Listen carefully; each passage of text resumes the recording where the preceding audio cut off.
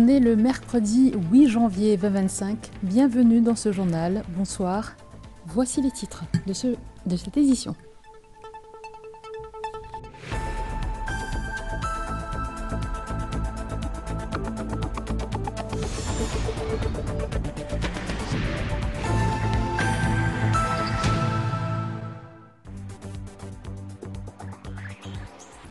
Les discussions sur un éventuel traité sur l'archipel des Chagos abordent une nouvelle étape à Londres, une délégation mauricienne présidée par l'Attorney General sur place. Métapneumovirus humain, le ministre Béchou rassure qu'il n'y a pas lieu de s'inquiéter, tous les dispositifs de surveillance et de sécurité en place. Paiement du 14e mois, plus de 5000 entreprises sollicitent une assistance auprès de la MRA. Vers un retour des compétitions sportives intercollèges, les deux ministères se concertent. À Los Angeles, aux États-Unis, plusieurs habitations détruites, 30 000 personnes sommées d'évacuer.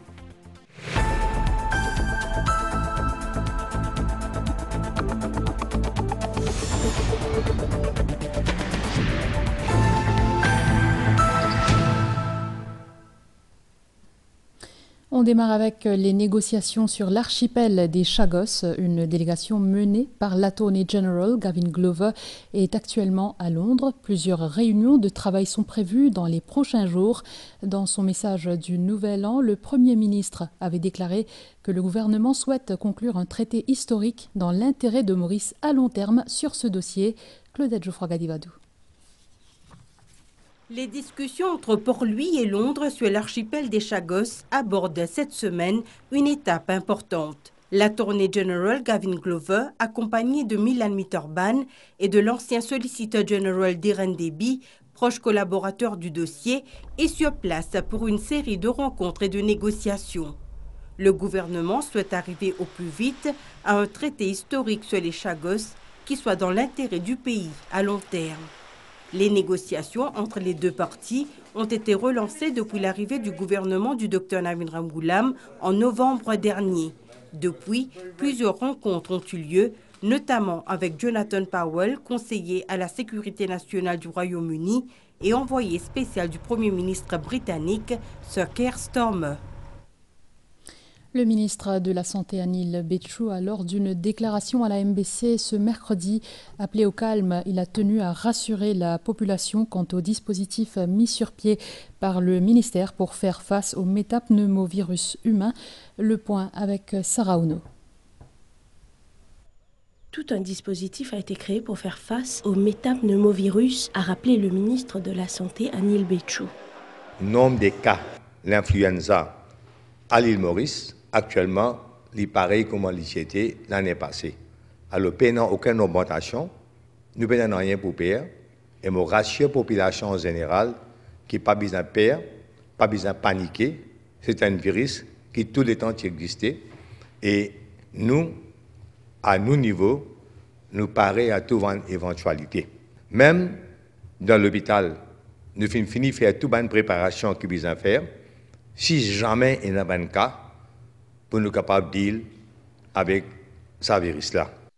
Pour rappel, la Chine a enregistré une hausse des cas de métapneumovirus humain, une épidémie hivernale récurrente selon les autorités. Des cas ont aussi été signalés en Inde et au Kirghizistan. À Maurice, un National Preparedness Plan a été activé avec une surveillance renforcée aux frontières, aux ports et à l'aéroport, des protocoles sanitaires dans les centres de santé et les hôpitaux et une coordination nationale qui sont en place pour prévenir tout risque. Paiement du boni du 14e mois, plus de 5000 entreprises ont sollicité la Mauritius Revenue Authority depuis le 24 décembre pour bénéficier d'une aide financière. Pour en bénéficier, les employeurs doivent d'abord effectuer le paiement à leurs employés et d'ici quelques jours, la Special Allowance Return sera mise en ligne sur le site web de la MRA. C'est sur cette plateforme que les PME devront soumettre leurs données pour recevoir le remboursement. Madhvi Jagannath. La compagnie Hainan Foods Limited, située à Quartier Militaire, est engagée dans la production d'amuse-bouches qui sont distribuées aux restaurants et dans les supermarchés. Cette PME, opérationnelle depuis 10 ans, compte 135 employés. Elle s'est enregistrée auprès de la MRA pour bénéficier du plan financier pour le paiement du boni du 14e mois à ses employés. Le paiement du 14e mois ne peut faire en 4 tranches. Que là, nous finissons tout nouvel le MRA pour le Financial Assistance Scheme qui est disponible pour tout ban PME. L'entreprise WeClean Pro, située à Grand Bay, a, elle, déjà payé la totalité du 14e mois à ses 15 employés. Là, en ce moment, nous faisons application sur le site de la MRA. Et aussitôt qu'il nous fait à nos returns, pour le mois de janvier, MRA pour verser la somme, la totalité du 14e mois. C'est le département des services opérationnels de la MRA qui traite les demandes des PME qui souhaitent bénéficier du soutien financier pour le paiement du 14e mois. Nous avons un employeur qui est orienté vers l'exportation. Nous avons aussi une petite et moyenne entreprise qui a un chiffre d'affaires pas dépasse 100 millions de roupies, qui est éligible pour l'assistance financière. Si l'entreprise, ce profit peut baisser par plus que 50%, ou bien l'entreprise peut faire la perte, à ce moment-là, il est éligible pour l'assistance financière. Il vous paye sur un employé 14e mois, peut-être en tranche. Là, chaque tranche qu'il est payé, il peut gagner l'assistance financière pour sa tranche qu'il finit payer là. Mais il a besoin de finir faire ce paiement avant. Après, il peut gagner l'assistance financière. D'ici quelques jours, la MRA mettra en ligne la Special Allowance Return. Depuis le 24 décembre à ce jour, 5116 entreprises ont sollicité la MRA pour bénéficier de cette aide financière. La date butoir pour s'enregistrer est le 30 avril 2025. Poste Chido à Agalega, les habitants retrouvent graduellement une vie normale. Les 31 sinistrés ont pu regagner leur maison. Le comité de coordination institué sous le bureau du Premier ministre s'est réuni à nouveau cet après-midi pour passer en revue la situation.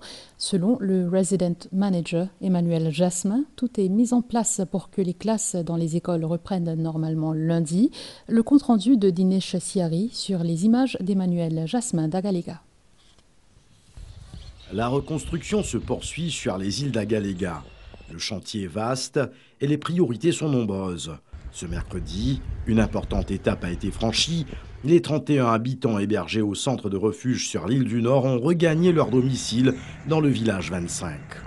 Mon case est détruite aussi quand le cyclone est passé. Maintenant, il fait le nécessaire. Il y a ici tout là où nous couvert là-haut.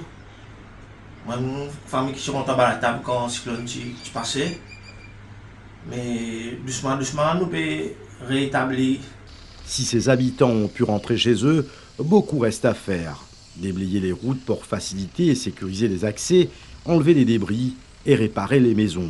Nous pouvons petit à petit réorganiser la vie dans le village. Nous avons des branches qui sont tombées, des débris, doucement. Aussi, nous avons fait un appel à tous les Agaléens. C'est vrai, nous passons une épreuve sans précédent. Montrer à Agalega qui nous solidaire et qui nous capable de faire cette reconstruction. La situation à Agalega est suivie de près par les autorités mauriciennes. Le comité de coordination institué sous le bureau du Premier ministre s'est réuni de nouveau cet après-midi pour passer en revue la situation et faciliter toute assistance requise pour les 400 habitants des îles d'Agalega. Redessiner les contours et jeter les bases pour un retour en force des sports intercollèges ou encore encourager davantage le sport dès le plus jeune âge. Des sujets abordés lors d'une rencontre entre le ministère de la Jeunesse et des Sports et celui de l'Éducation aujourd'hui. Objectif, combattre les fléaux sociaux mais aussi détecter des talents. Rajiv Konpat. Le sport intercollège et son ambiance, des moments inoubliables pour ceux qui l'ont vécu. Redynamiser le sport dans les écoles, plus particulièrement les compétitions intercollèges. Primaire et secondaire. Primaire, nous pouvons rentrer pour faire une éducation aux enfants, nous pouvons avoir une classe et le ministre de l'Éducation pour faire des choses qui est dans son curriculum au moins 10 à 15 minutes côté sport. même pratiquent le sport. Des sujets abordés lors d'une rencontre entre les autorités de la jeunesse et des sports et celles de l'éducation ce mercredi. Qui est nous capable comment s'organise le football intercollège, l'athlétisme, etc. Au niveau de la zone, là, ces 4 zones-là, nous sommes capables de faire finale. Également présents les principaux acteurs du secteur, un plan de travail est activé et il se penche aussi sur les moyens afin de faire revivre les intercollèges. Nous avons une grande vision, nous avons un calendrier bien étoffé, mais si nous avons des ressources humaines qui nous sont capables de payer, si nous ne pouvons pas passer par une médaille, nous ne pouvons pas faire rien. Mais là, nous rassurer dans le sens qu'il peut créer une plateforme.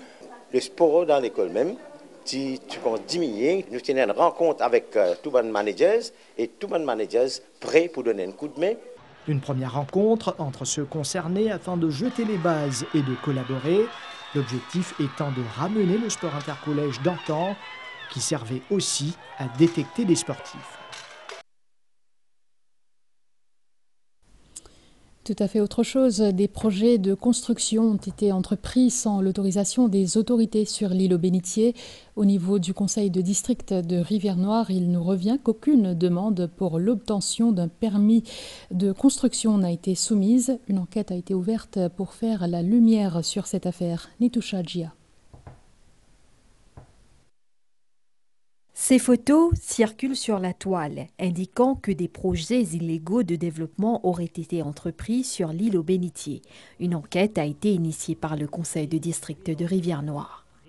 Jusqu'à présent, nous n'avons aucune indication. Nous pourrons faire l'enquête, nous pourrons le guetter et écrire au ministère Land and Housing parce que nous connaissons très bien que state land est sous responsabilité Land and Housing et en même temps nous mettons en copie le ministère de l'Environnement. Ces projets se présentent comme une grave menace pour la faune et la flore sur l'île aux Bénitiers. Des espèces endémiques habitent l'île. L'île aux Bénitiers, c'est une bande 49 îlots autour de Maurice. C'est un îlot côté nord, une espèce rare. Et il y a aussi 2 espèces de lézards verts endémiques de Maurice qui se trouvent sur l'île. Il est aussi utilisé pas mal par des oiseaux migrateurs. Donc l'île est très importante d'un point de vue écologique. Mais faute de contrôle d'accès. Donc finalement, un grand laisser-aller qui n'est pas bien sûr en faveur de l'image écotouristique que Maurice Bizin projeté. Des représentants du département de planning du conseil de district de Rivière-Noire effectueront une visite des lieux sur l'île ce vendredi pour décider de la marche à suivre. Direction la Grande Péninsule, 3 journalistes de la rédaction de la MBC ont eu le privilège d'assister au lancement de la 18e convention du Pravasi Bharatiya Divas ce mercredi avec la tenue du Youth Pravasi Bharatiya Divas. Placée sous le thème « La contribution de la diaspora à une Inde développée », cette convention se tient jusqu'au 10 janvier dans l'État d'Orissa. Sur place, notre collègue Ajmal Moitob nous en dit plus.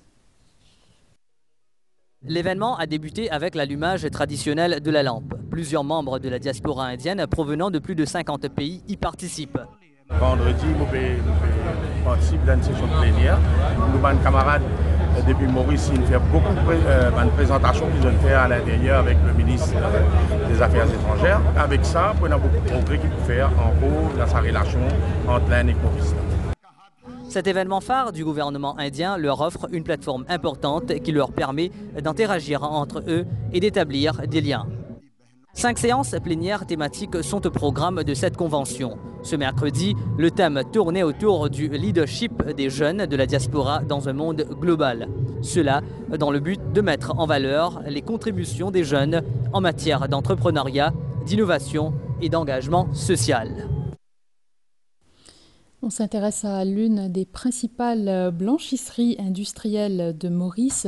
Dry Cleaning Services traite jusqu'à 40 tonnes de linge par jour. Mais comment y parvient-elle tout en réduisant son impact écologique? Élément de réponse avec Marine Résidu.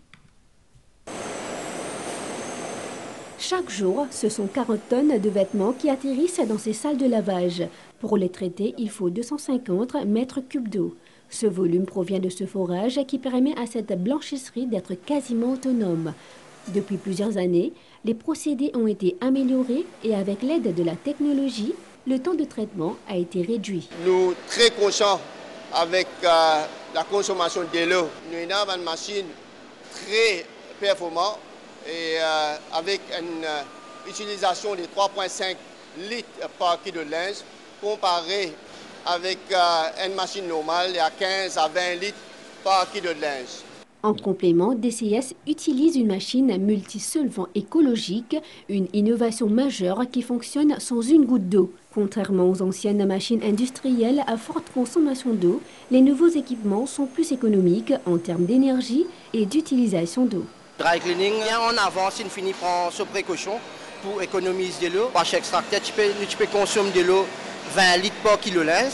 Maintenant, avec Channel Washer, qui 10 ans de cela, nous finissons de mettre en service. Le système de travail, nous gagnons linge plus vite, plus facile auprès d'avant. Avec ces innovations, Dry Cleaning Services combine performance industrielle et durabilité environnementale, une solution qui montre que performance et respect sur la consommation en eau de nos réservoirs peuvent aller de pair. Pour clore cette tranche locale, les artistes mauriciens expriment leur solidarité envers le peuple palestinien. Le 25 janvier, ils seront sur scène pour exprimer cette solidarité à travers la musique, entre autres. Aditi Genoa-Autor, Pranav Biari.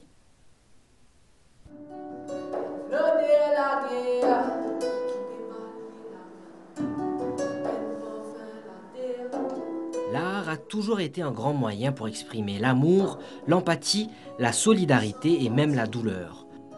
Le comité artiste Solidarité Mauricien OLP Palestine vient de l'avant pour apporter son soutien au peuple palestinien qui vit depuis plusieurs années dans des situations d'atrocité. Le samedi 25 janvier, une cinquantaine d'artistes locaux seront présents pour exprimer leur solidarité à travers la musique et d'autres formes d'art. Nous ne sommes pas capables, en tant qu'humains, tous les jours, nous pouvons apprendre qui quantité d'immunes peut mourir dans la Palestine. Il n'est pas possible qu'il n'y ait pas fait un ennui. Dans Maurice, comme dans beaucoup de pays dans le monde, y compris même dans Israël, un artiste peut prendre position. Selon Sarah Honoré, l'art demeure le moyen pacifique de rappeler au monde qu'il est grand temps que les droits des Palestiniens soient respectés. Donc, on a plusieurs formes d'art comme la poésie, slam, la musique dans différents styles. Mais aussi, nous montons une exposition avec plusieurs artistes plasticiens qui pourraient aller depuis la peinture, passant par la photographie, jusqu'à l'installation dans l'espace, et puis une vidéo aussi, qui nous fait en collaboration avec des artistes étrangers et mauriciens. Rendez-vous donc aux Mauriciens pour cette journée artistique qui se tiendra de 14 h à 17 h au café Vieux Conseil.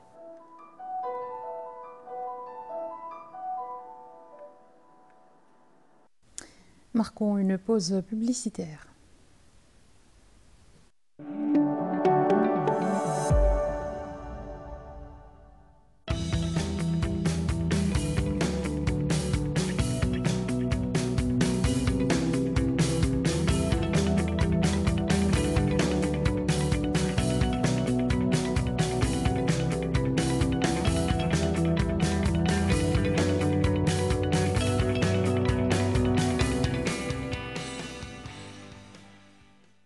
En ce moment, tout le monde dans notre fête. Et n'a pour amuser entre camarades, et n'a pour fête nouvel an en famille. Mais il y a une affaire qui est bien importante. Chauffeur, motocycliste, qui ont responsabilité quand on prend la route? Ou bien vigilant pour sécurité et sécurité des autres usagers. La route tue si on conduit sous l'influence de l'alcool, la drogue. La route tue si on n'a pas respecté les limites de vitesse. La route tue si on servait au téléphone portable quand on peut conduire. Alors, c'est où Sophie qui est capable d'éviter l'accident? Empêche tristesse dans ma famille, ma proche et que la communauté en général. Ou bien c'est pour qu'il nous tout passe une bonne fête. La route tue si Sophie n'a pas responsable.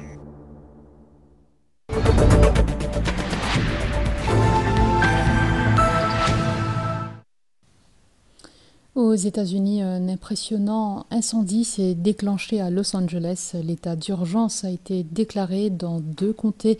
En début d'après-midi, hier, l'incendie couvrait déjà plus de 1200 hectares selon les pompiers. Sa propagation est facilitée par les vents violents. Les détails avec Megan Ponapanaiken. Le feu s'est déclaré mardi à Los Angeles. Il a déjà ravagé près de 1200 hectares et détruit de nombreuses structures. C'est le quartier de Pacific Palisades, dans les montagnes au nord-ouest de la ville, qui est le plus touché. Les pompiers ont dû dégager les rues avec un bulldozer pour accéder au quartier. L'incendie a provoqué un énorme nuage de fumée et s'est déclaré au pire moment pour Los Angeles, alors balayé par de violentes rafales. Nous ne sommes pas hors de danger. Le service météorologique national a prévu que les vents allaient se renforcer et empirer. Environ 30 000 personnes sont sous le coup d'un ordre d'évacuation, mais aucun blessé n'est à déplorer pour l'instant. De nombreuses personnes ont évacué en panique avec simplement quelques affaires. Elles se sont retrouvées bloquées dans les bouchons. Le feu était si proche des voitures que les gens ont laissé leurs véhicules. L'incendie a brûlé le flanc de la colline. Les pompiers sont formidables, mais ils ne peuvent pas faire grand-chose. Plus de 250 pompiers sont actuellement mobilisés et luttent sur plusieurs fronts. Selon les autorités, les rafales vont atteindre leur pic cette nuit.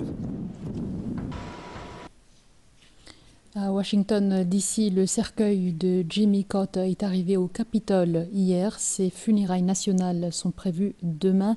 D'ici là, le public est autorisé à aller y saluer l'ancien président âgé, décédé plutôt le 29 décembre à l'âge de 100 ans.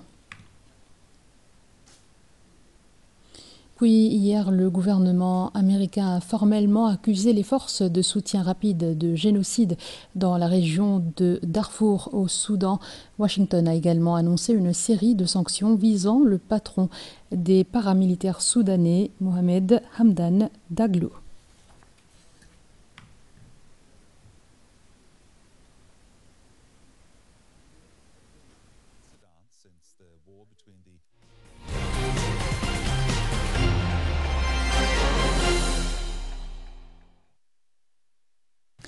Un stage bloqué de 3 jours a débuté ce mercredi à Constance Flac pour les jeunes cyclistes mauriciens. Encadré par Alexandre Maire, il bénéficie d'une préparation intensive pour les prochaines compétitions internationales. Koyal Sital. Sur les routes de l'Est, une nouvelle génération de cyclistes mauriciens se prépare. 8 jeunes âgés de 16 à 18 ans participent à un stage intensif de 3 jours à Constance Flac sous la férule d'Alexandre Maire. En ligne de mire, les objectifs de 2025. Moi, j'ai une préparation jusqu'à soirée, jusqu'à ma performance montée et une préparation aussi pour le championnat d'Afrique, et sur piste et sur route. Alexandre est un bon coach, Alexandre me coaching et moi, me sentiment progresser. J'ai un petit stage organisé par la fédération, ça là. Ça nous permet de nous mettre un peu en jambes pour le début de la saison. Pour ces juniors, le chemin est encore long. Mais ce genre de préparation est une étape clé et ce n'est que le début. Un stage de perfectionnement est également prévu pour eux au mois de mai. C'est un nouveau rôle, enfin plutôt une aide que je fais bénévolement et c'est juste pour encadrer les jeunes ce week-end et je suis 3 jours. Et pour avoir roulé avec eux aujourd'hui, je trouve qu'ils ont tous un super niveau et c'est bon pour la suite. Alexandre Maire lui-même continue de tracer sa route. Classé 9e parmi les meilleurs cyclistes africains en 2024 et ayant obtenu une 3e place au classement UCI, il évoluera cette année au sein de l'équipe britannique Foran Cycling Team. Très satisfait, je crois que c'est une des premières fois qu'un Mauricien est dans le top 10. L'année dernière, j'avais déjà signé avec un club anglais et je pense que l'approche qu'ils ont du vélo est excellente. C'est beaucoup d'entraînement collectif et des entraînements difficiles. La saison démarre fort pour le cyclisme mauricien. Prochaine étape, la compétition internationale à Sharjah du 24 au 29 janvier. On revient sur le premier acte des demi-finales allées de la League Cup. Grosse surprise hier à l'Emirates Stadium. Arsenal s'est incliné 2-0 face à Newcastle. Le match retour est prévu en février. Ashley Sitana. Première victoire en 14 ans pour Newcastle United à l'Emirates Stadium. Ce mardi soir, les hommes d'Eddie Howe ont signé un succès face à Arsenal lors des demi-finales allées de la League Cup. Ils enchaînent ainsi une 7e victoire consécutive, toutes compétitions confondues. Alexander Isak a ouvert la marque à la 37e minute. Anthony Gordon a doublé la mise en seconde période. Score final 2-0. Un résultat qui place Newcastle United dans une excellente dynamique pour le match retour, prévu le 6 février. De leur côté, les Gunners auront d'autres défis avant de penser à ce match retour. Arsenal jouera la FA Cup contre Manchester United ce dimanche, puis un derby contre les Spurs mercredi prochain en Premier League. Ce soir, place à l'autre demi-finale de la League Cup, avec Liverpool qui se déplace sur la pelouse de Tottenham à minuit. Les Reds visent à défendre leur titre acquis l'an dernier, tandis que Tottenham rêve toujours de décrocher son premier trophée. Quelques mots sur la météo à Saint-Brandon. Un deuxième communiqué spécial a été émis ce mercredi. La dépression tropicale est à environ 1360 km à l'est de l'île. Les conditions sont favorables pour qu'elle s'intensifie davantage en une tempête tropicale modérée. Elle sera alors nommée Dike Lady. Elle devrait passer très près du nord de Saint-Brandon demain soir et représente une menace potentielle pour l'île. Demain, le temps sera pluvieux. Il y aura aussi des orages et des rafales de l'ordre de 100 km/h. La mer deviendra graduellement forte avec des houles à partir de cette nuit. Les sorties en mer sont déconseillées. Le public sur place doit sécuriser ses embarcations et rester dans un endroit sûr. Place à présent aux prévisions de la station météo de Vakwa, Port-Maurice, avec Migan Poenapanaiken.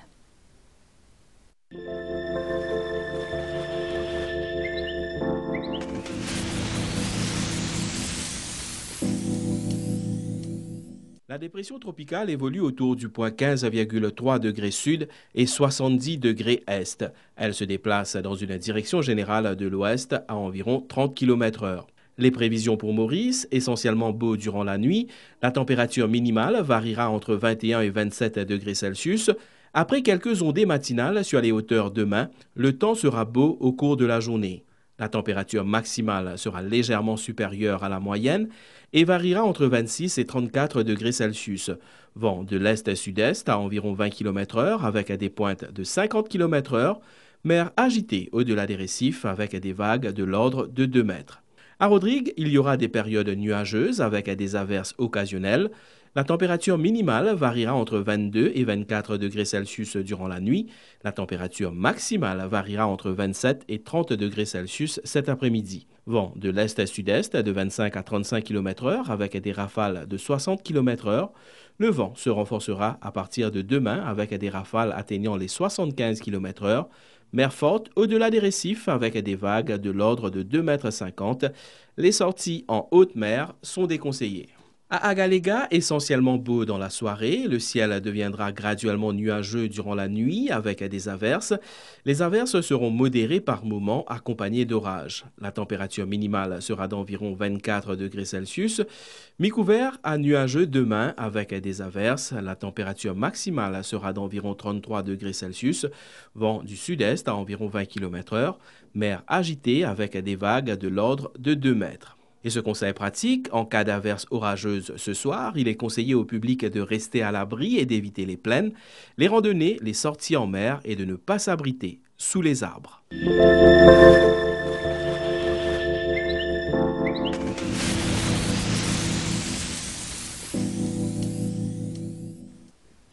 C'est ainsi que se referme ce journal. Merci de l'avoir suivi. Bonne soirée sur les chaînes de la MBC.